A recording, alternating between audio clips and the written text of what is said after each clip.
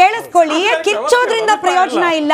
We are just discussing the different opinions ಅಷ್ಟೇ. ಅವರ opinion ಪ್ರಕಾರ, ಇಟ್ನಾಳ್ ಸರ್ ಒಪಿನಿಯನ್ ಪ್ರಕಾರ ಪ್ರತಿಯೊಬ್ಬ ಸಂಸದನೂ ಕೂಡ ಅಕೌಂಟಬಲ್ ಇರಬೇಕು. ಆತನ ರಿಪೋರ್ಟ್ ಕಾರ್ಡ್ ಮತ್ತೊಮ್ಮೆ ಮರು ಆಯ್ಕೆಗೆ ಬರೋದಾದ್ರೆ ಆತನ ರಿಪೋರ್ಟ್ ಕಾರ್ಡ್ ಕೂಡ ಚರ್ಚೆ ಆಗಬೇಕು. ಅದಾಗ್ಲಿಲ್ಲ. ಹೀಗಾಗೋದು ಡೇಂಜರ್ ಅಲ್ವಾ? It was a question. ನಿಮ್ಮ ಒಪಿನಿಯನ್ ನೀವು ಹೇಳಿ. ಪ್ರತಿಯೊಬ್ಬ ಲೋಕಸಭಾ ಸದಸ್ಯನ ಚರ್ಚೆ ಆಯಾ ಕ್ಷೇತ್ರದಲ್ಲಿ ಆಗುತ್ತೆ, ಇಡೀ ದೇಶದಲ್ಲಿ ಆಗೋದಿಲ್ಲ. ಅದು ದೇಶದಲ್ಲಿ ಆಗುವಂಥದ್ದು ಯಾರು ಪ್ರಧಾನಿ ಆಗ್ತಾರೆ ಅನ್ನೋದ್ರ ಬಗ್ಗೆ ಅಷ್ಟೇ ಹೇಳ್ತಾ ಇರೋದು. ಅವ್ರು ಹೇಳೋದ್ರನ್ನ ತಪ್ಪು ಅಂತ ಹೇಳ್ತಾ ಇಲ್ಲ. ಪ್ರತಿಯೊಬ್ಬ MP ಅಕೌಂಟಬಿಲಿಟಿ ಬರಬೇಕು. ಅದೇ ಪ್ರಜಾಪ್ರಭುತ್ವ. ಅದೇ ಅವ್ರು ಗೆಲ್ಲೋದು ಯಾವಾಗ ಕೆಲಸ ಮಾಡಿದ್ದ ಅಂದ್ರೆ ಮಾತ್ರ ಗೆಲ್ತಾರೆ. ಲೋಕಲ್ ಅಲ್ಲಿ ನಿಮ್ ಬಗ್ಗೆ ಇಶ್ಯೂಸ್ ಇದೆ ಅಂತ ಅವ್ರೇನ್ ಹೇಳಿದ್ರು, ಇದು ಮುನ್ಸಿಪಾಲಿಟಿ ಎಲೆಕ್ಷನ್ ಅಲ್ಲ, ನ್ಯಾಷನಲ್ ಎಲೆಕ್ಷನ್. ಅಂದ್ರೆ ಇವರಿಗೆ ಅಕೌಂಟಬಿಲಿಟಿ ಇಲ್ವಾ? ಏನ್ ಆರೋಗ್ಯನ್ಸಿ ಅದು? ಅವ್ರು ಬಂದ್ಬಿಟ್ಟು ಮೋದಿ ಹೆಸರಲ್ಲಿ ಓಟ್ ಕೇಳ್ತಾರೆ. ಹಾಗಾದ್ರೆ MLA ಇಟ್ಕೊಂಡು ಏನಕ್ಕೆ ಓಟ್ ಕೇಳ್ತಾರೆ? ನೀವು ಅರವಿಂದ್ ಕೇಜ್ರಿವಾಲ್ ಹೆಸರಲ್ಲಿ ಓಟ್ ಕೇಳ್ತಿರಲ್ಲ. ಇದು ಫೆಡರಲ್ ಸಿಸ್ಟಮ್. ಇದು ನಿಮ್ಮ ರಾಷ್ಟ್ರೀಯ ನಾಯಕರುಗಳು. ಒಂದು ನಿಮಿಷ ಸರ್. ಬಿಜೆಪಿ ಅವರು ಅವರ ನಾಯಕರನ್ನ ಎಲ್ಲಾದ್ರೂ ಬಳಸ್ಕೋತಾರೆ. ನಿಮ್ಗೇನು ಪ್ರಾಬ್ಲಮ್? ನಿಮ್ಗೇನು ಪ್ರಾಬ್ಲಮ್? ನಿಮ್ಮಲ್ಲಿ ನೋಡಿ ಸರ್ ಒಂದು ನಿಮಿಷ. ಗ್ರಾಮ ಪಂಚಾಯತ್ ಚುನಾವಣೆಗೆ ದೇವೇಗೌಡರು ಕೂಡ ಪ್ರಚಾರ ಮಾಡಿದ್ದು ನಾವು ನೋಡಿದ್ದೀವಿ ಒಂದು ಟೈಮ್. ನಾನು ಅದನ್ನ ಹೇಳ್ತಾ ಇಲ್ಲ. ನೀವು ನಿಮ್ಮ ನಾಯಕರಿಗೆ ಮಾಡ್ಲಿಕ್ಕೆ ಆಗ್ತಾ ಇಲ್ಲ ಅಂತ ಅಂದ್ಬಿಟ್ಟು ಅವರನ್ನ ಮಾಡಬೇಡಿ ಅಂತ ನೀವು ಯಾಕೆ ಹೇಳ್ತೀರಿ? ನೀವು ನರೇಂದ್ರ ಮೋದಿ ಇಲ್ಲಿಗೂ ಕರಿತೀರಿ, ಅವ್ರಿಗೆ ಕರಿತೀರಿ. ನೀವು ಯಾರು ಬೇಡ ಅಂದ್ರು ನಾಯಕರಾಗಿ ನೋಡಿ ಅವ್ರನ್ನ ದೇವ್ರ ಮಾಡಕ್ಕೆ ಹೋಗ್ಬೇಡಿ. ಬಿಜೆಪಿ ಅವರು ಇದಾರಲ್ಲ, ವ್ಯಕ್ತಿ ಪೂಜೆ ಮಾಡ್ತಾ ಇದ್ದಾರೆ, ಭಾರತದ ಪ್ರಜಾಪ್ರಭುತ್ವವನ್ನು ಹಾಳು ಮಾಡ್ತಾ ಇದ್ದಾರೆ. ಅವರು ಒಬ್ಬ ನಾಯಕರನ್ನ ನಾಯಕರಾಗಿ ನೋಡಿ ಯಾರು ಕ್ವಶನ್ ಮಾಡ್ತಾ ಇಲ್ಲ. ಅರವಿಂದ್ ಕೇಜ್ರಿವಾಲ್ ಅವರು ಇಲ್ದೇ ಇದ್ದಿದ್ರೆ ನಿಮ್ಗೆ ಆಮ್ ಆದ್ಮಿ ಪಾರ್ಟಿಯಲ್ಲಿ ಎಲೆಕ್ಷನ್ ಹೋಗ್ಲಿಕ್ಕೆ ಆಗ್ತಾ ಇರ್ಲಿಲ್ವಾ? ಯಾಕೆ ಕರ್ಕೊಂಬಂದ್ರಿ ನೀವು ಅವ್ರನ್ನ ವಾಪಸ್ ಜೈಲು? ನಡಿ ಈಗ ಶುರು ಮಾಡೋಣ. ಕೇಸರಿಯಿಂದ ಮನೋಲ್ಲಾಸ ಮನಸ್ಸು ಮತ್ತೇರಿ ಕುಣಿದಾಡಿದೆ ನೋಡು, ಮನಸ್ಸು ಮತ್ತೇರಿ ಕುಣಿದಾಡಿದೆ ನೋಡು. ಕ್ಷಣ ಕ್ಷಣವೂ ಆಚರಿಸಿ ಕೇಸರಿ ಹಬ್ಬ. ವಿಮಲ್ ಬಾಯಲ್ಲಿ ಹೇಳಿ ಕೇಸರಿ. ಸರ್ ಕೋರ್ಟ್ ಕಳ್ಸಿರೋದು ಬಂದ್ರಲ್ವಾ? ಯಾಕೆ ಒಬ್ಬ ನಾಯಕ ಅಂತ ನಾನು ಅದನ್ನ ಹೇಳ್ತಾ ಇಲ್ಲ. ನಿಮ್ಮ ನಾಯಕ ಈಗ ನಾನು ಎಸ್ಪೆಷಲಿ ಸಮೀಲ್ ಅವರನ್ನು ಕೇಳಕ್ಕೆ ಇಷ್ಟಪಡ್ತೀನಿ. ಸಮೀಲ್ ಅವರೇ, ಅವರವರ ನಾಯಕರಪ್ಪ. ಈಗ ತೇಜಸ್ವಿ ಸೂರ್ಯ ಕೇಳಿದ ಅದು ವಿಚಾರ ಬೇರೆ. ನಾನು ಅದನ್ನು ಖಂಡಿತವಾಗ್ಲೂ ಅದನ್ನು ಖಂಡಿಸ್ತೇನೆ. ಒಳಗೆ ಕೂತವರು ಆ ಪ್ರಶ್ನೆ ಅಲ್ಲ, ಅದನ್ನು ಯಾವತ್ತೂ ಬರಬಾರ್ದು, ಅದನ್ನು ಖಂಡಿಸ್ತೇವೆ. ಆದರೆ ನಾಯಕನ ವಿಚಾರಕ್ಕೆ ನಾನು ಹೇಳ್ತಾ ಇರುವಂಥದ್ದು, ನಮ್ಮ ನಾಯಕರನ್ನು ಯಾವ ರೀತಿ ಬಳಸ್ಕೋಬೇಕು ಅಂತ ಅವರು ನಿರ್ಧಾರ ಮಾಡ್ಕೋತಾರೆ, ಅಥವಾ ನಮ್ಮ ಪ್ರಧಾನಮಂತ್ರಿ ಘೋಷಣೆ ಯಾರಾಗಬೇಕು ಅಂತ ಅವರು ನಿರ್ಧಾರ ಮಾಡ್ಕೋತಾರೆ.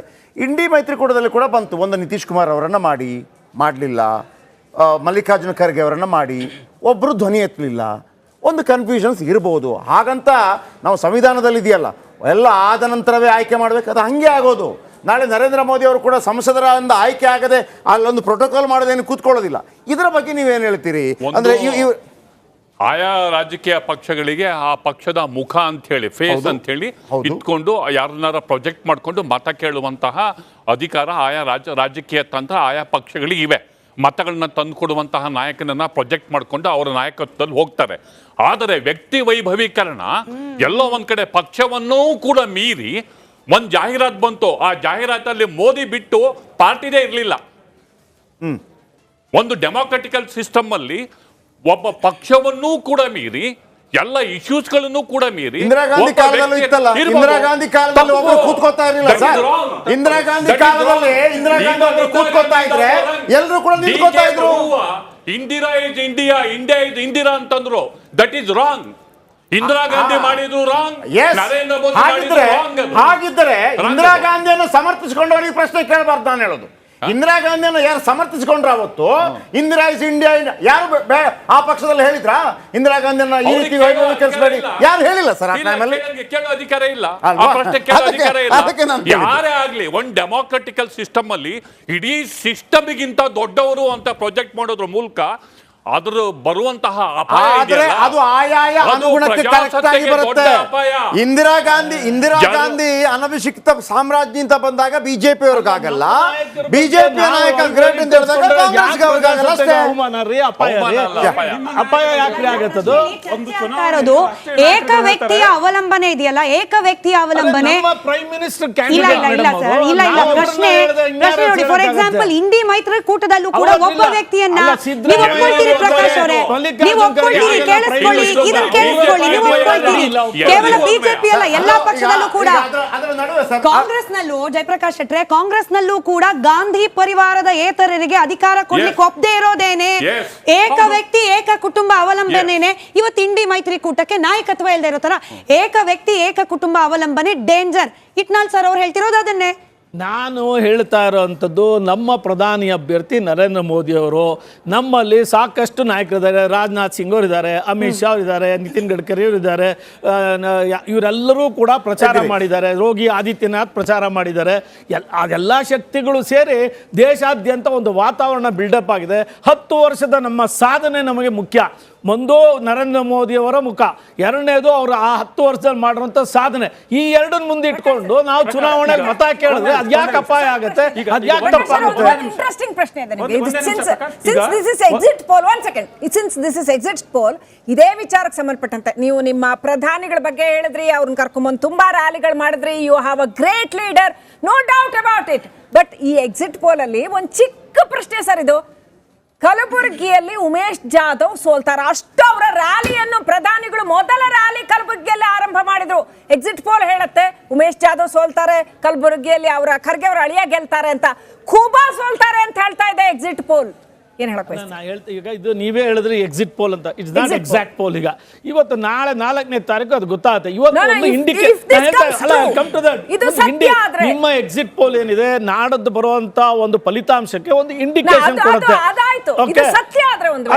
ಎಲೆಕ್ಷನ್ ಅಂದ್ಮೇಲೆ ಒಂದು ಸೋಲ್ತೀವಿ, ಒಂದು 4 ಗೆಲ್ತೀವಿ, ಹಾಗಂದ ತಕ್ಷಣ ಎಲ್ಲವೂ ಅದಕ್ಕೋಸ್ಕರ ಎಲ್ಲರೂ ಒಬ್ಬರು ತಲೆ ಕಟ್ಟಕ್ ಆಗೋದಿಲ್ಲ. ಅಲ್ಲಿ ಶುರು ಮಾಡಿದ್ದಾರೆ, ಅಲ್ಲೇ ಗೆಲ್ಬೇಕು ಅಂತ. ಇಲ್ಲಿ ನಾವು ಅಸೆಂಬ್ಲಿ ಎಲೆಕ್ಷನ್ ಸಾಕಷ್ಟು ಪ್ರವಾಸ ಮಾಡೋದು, ಅನೇಕ ಪ್ರಚಾರ ಸಭೆಗಳನ್ನ ನರೇಂದ್ರ ಮೋದಿ ಅವರು ಮಾಡೋದು. ಆಗ ನಾವು ಗೆಲ್ಲಿಲ್ವಲ್ಲ, ಇಲ್ಲಿ 66 ಸೀಟ್ ಮಾತ್ರ ಗೆದ್ದಿದ್ದು ನಾವು. 28 ಬಿಜೆಪಿ ಗೆಲ್ಲುತ್ತೆ ಅಂದ್ರೆ ಒಪ್ಕೊಳ್ತಿದ್ರ ಹಾಗಾದ್ರೆ? ನಿಮಿಷ ಅಲ್ಲ ಪ್ರಕಾಶ್ ಸರ್, 28ಕ್ಕೆ 28 ಅಂತ ಎಕ್ಸಿಟ್ ಪೋಲ್ ನಂಬರ್ ಕೊಟ್ಟಿರೋ ಒಪ್ಕೊಳ್ತಿದ್ರಾಗ? ಕಲಬುರಗಿ ಮತ್ತು ತಮ್ಮ ಪರವಾಗಿ ಬಂದಾಗ ಖುಷಿ ಪಡ್ತೀವಿ. ಅದು ಮಾನಸಿಕತೆ, ಅದು ಮಾನಸಿಕತೆ ಪ್ರತಿಯೊಬ್ಬರದು ಕೂಡ. ತಮ್ಮ ಪರವಾಗಿ ಬಂದಾಗ ಖುಷಿ ಪಡ್ತೀವಿ. ಕಲಬುರಗಿ ಮತ್ತು ಬೀದರ್ ಎಕ್ಸಿಟ್ ಪೋಲ್ ರಿಸಲ್ಟ್ ಬಂದಾಗ ಏನ್ ಹೇಳ್ತಾರೆ, ಅದು ಲೋಕಲ್ ವಿಚಾರ, ಅಭ್ಯರ್ಥಿ ವಿಚಾರ ಹೇಳ್ತಾರೆ. ಗೆದ್ರೆ ಮೋದಿ ಗೆದ್ರು. ಇವರ ರಾಷ್ಟ್ರೀಯ ನಾಯಕರುಗಳು ಚುನಾವಣಾ ಕಾಲದಲ್ಲಿ ಹೇಳ್ತಾರೆ 543 ಕ್ಷೇತ್ರದಲ್ಲಿ ಮೋದಿ ನಿಂತಿದ್ದಾರೆ, ಮೋದಿಗೆ ಓಟು ಹಾಕಿ ಅಂತ. ಇದು ಪ್ರಜಾಪ್ರಭುತ್ವನಾ? ನಮ್ಮ ತಂತ್ರಗಾರಿಕೆ. ನಾನು ಯಾಕೆ ಚುನಾವಣಾ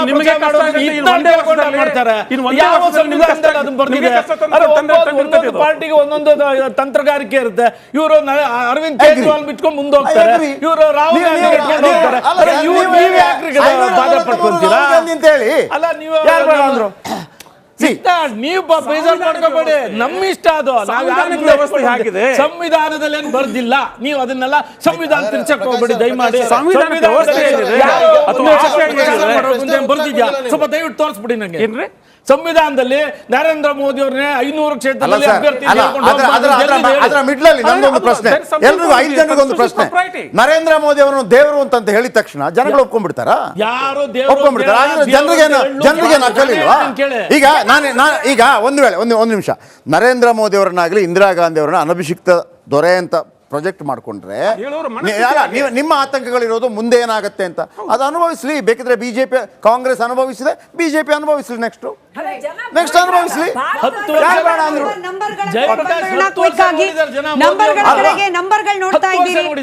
ನಂಬರ್ಗಳು ನೋಡ್ತಾ ಇದ್ದೀರಿ. ಕರ್ನಾಟಕದ್ದು ಎಕ್ಸಿಟ್ ಪೋಲ್ ನ ಪ್ರಕಾರ, ಒಂದು ಸಮೀಕ್ಷೆಯ ಪ್ರಕಾರ 18ರಿಂದ 20, ಮತ್ತೊಂದರ ಪ್ರಕಾರ 22 ಬಿಜೆಪಿ ಹಾಗೆ ಜೆಡಿಎಸ್ ಸೇರಿ. ಅಶ್ವಿನ್ ಅವರು ಬಹಳ ದಿನಗಳಾಗಿತ್ತು ನೀವು ಪ್ಯಾನಲ್ ಬಂದು, ಆ ವಿಚಾರ ಕೆಣಕಕ್ಕೆ ಹೋಗೋದಿಲ್ಲ. ಬಟ್ ಮೈತ್ರಿ ಆಗಿದ್ದು ಬಿಜೆಪಿ ಜೊತೆಯಲ್ಲಿ ಜೆಡಿಎಸ್ಗೆ ಅಡ್ವಾಂಟೇಜ್ ಆಗ್ತಿದ್ಯಾ? ನಾನು ಬಿಜೆಪಿಗೆ ಅಡ್ವಾಂಟೇಜ್ ಆಗ್ತಿದ್ಯಾ ಇಲ್ವಾ ಕೇಳಕ್ ಹೋಗಲ್ಲ, ನಿಮಗೆ ಅಡ್ವಾಂಟೇಜ್ ಆಗ್ತಾ ಇದೆಯಾ ಈ ನಂಬರ್ಗಳನ್ನ ನೋಡಿದಾಗ? ಬಹುಶಃ 2 ಪಕ್ಷಗಳಿಗೂ ಅಡ್ವಾಂಟೇಜ್ ಇದೆ. ರಾಜಕೀಯ ಅಂದಾಗ ಎಲ್ಲಾ ತರದ್ದು ಲೆಕ್ಕಾಚಾರಗಳು ಅದು ಚುನಾವಣಾ ಸಂದರ್ಭದಲ್ಲಿ ಆಗುತ್ತೆ ಕನ್ವೀನಿಯನ್ಸ್ ಅಂತ ಹೇಳಿದ್ರು ಅವರು. ಏನ್ ಹೇಳಿ? ಇಟ್ನಾಳ್ ಅವ್ರು ಹೇಳಿದ್ರು, ಈ ಸರ್ ಮೈತ್ರಿ ನೋಡಿ, marriage of convenience ಅಂತ. ರಾಜಕೀಯ ಅನ್ನೋದೇ ಆ ವ್ಯವಸ್ಥೆನಲ್ಲಿ ಇರುತ್ತೆ. ಅದು ಚುನಾವಣೆ ಸಂದರ್ಭದಲ್ಲಿ ಯಾವಾಗ ಏನ್ ಬೇಕಾದ್ರೂ ಆಗುತ್ತೆ. ಕೆಲವು ಬಾರಿ ಸಿದ್ಧಾಂತಗಳ ಬಗ್ಗೆ ಚರ್ಚೆ ಮಾಡ್ತೀವಿ, ಸಿದ್ಧಾಂತಗಳು ವರ್ಕೌಟ್ ಆಗಲ್ಲ ಅಂದಾಗ ಈ ರಾಜಕೀಯದ ಸಾಧಕ ಬಾಧಕಗಳನ್ನ ನಾವು ಕ್ಯಾಲ್ಕುಲೇಷನ್ ಅದು ಎಲ್ರಿಗೂ ಗೊತ್ತಿದೆ. ಕಳೆದ ಒಂದು ಬಹಿರಂಗ ಸಮಾವೇಶದಲ್ಲಿ ಪ್ರಧಾನಮಂತ್ರಿ ಮೋದಿಯವ್ರ ಜೊತೆ ನಮ್ಮ ದೊಡ್ಡಗೌಡರು ಒಂದು ಅದ್ಭುತವಾದ ಭಾಷಣಗಳು ಮಾಡಿದ್ರು. ಕೆಲವು ಜನ BJP ಕಾರ್ಯಕರ್ತರು ಹೇಳಿದ್ರು, ನಾನು BJP ಕಾರ್ಯಕರ್ತನಾದರೂ ಇವತ್ತಿಗೂ ನಾನು ದೊಡ್ಡಗೌಡರು ಫ್ಯಾನ್ ಆದೆ. ಅವರ ಒಂದು ಮಾತನ್ನು ಕೇಳಿ ಆ ಮಾತುಗಳಲ್ಲಿ ಆ ಪ್ರೇರಣೆ ಇತ್ತಲ್ಲ, ಒಂದನ್ನು ಖುಷಿ ಆಯ್ತು ಅಂತ ಹೇಳಿದ್ರು. ಹಾಗೆ ಎಲ್ಲೋ ಒಂದು ಕಡೆ ಮಧ್ಯ ಕರ್ನಾಟಕ ಮತ್ತು ಈಗ ಕಲಬುರಗಿ ಬಗ್ಗೆ ಮಾತಾಡ್ತಿದ್ವಿ, ಅಲ್ಲಿ ನಮ್ಮದೇ ಆದಂಥ ಶಾಸಕರುಗಳು ಇದ್ದಾರೆ. ಖಂಡಿತವಾಗ್ಲೂ ಅಲ್ಲಿ ಏನಾದರೂ ಕಾಂಗ್ರೆಸ್ ಗೆಲ್ತಾರೆ ಅಂದರೆ ಮಾನ್ಯ ಸೀನಿಯರ್ ಖರ್ಗೆ ಅವರೇ ಬಂದು ಕಂಟೆಸ್ಟ್ ಮಾಡಿರೋರು, ಗೊತ್ತಿದೆ ಅಲ್ಲಿ BJP ಬಂದೇ ಬರುತ್ತೆ. ಆ ರೀತಿ ಯಾವುದೇ ರೀತಿ ಕಾನ್ಫಿಡೆಂಟ್ ಇಲ್ಲ ಸರ್ BJP ಕಾಯ್ತೀರಿ. ನಾನು ಹೇಳ್ತಿರೋದು ಈಗ ದೇಶದ ಅತಿ ದೊಡ್ಡ ನೆಟ್ವರ್ಕ್ ನಿಂದ ಮೆಗಾ ಕವರೇಜ್, ದೇಶದ ಮತದಾರನ ಆದೇಶ NDAಗ ಇಂಡಿ ಒಕ್ಕೂಟಕ್ಕ, ಲೋಕ ಅಖಾಡದಲ್ಲಿ ಗೆಲ್ಲೋದ್ಯಾರು ಸೋಲೋದ್ಯಾರು, ಕರುನಾಡಿನ 28 ಕ್ಷೇತ್ರಗಳ ನಿಖರ ಫಲಿತಾಂಶ, ಫಾಸ್ಟ್ ರಿಸಲ್ಟ್, ಪಕ್ಕಾ result, number 1 election team, number 1 network, number 1 coverage.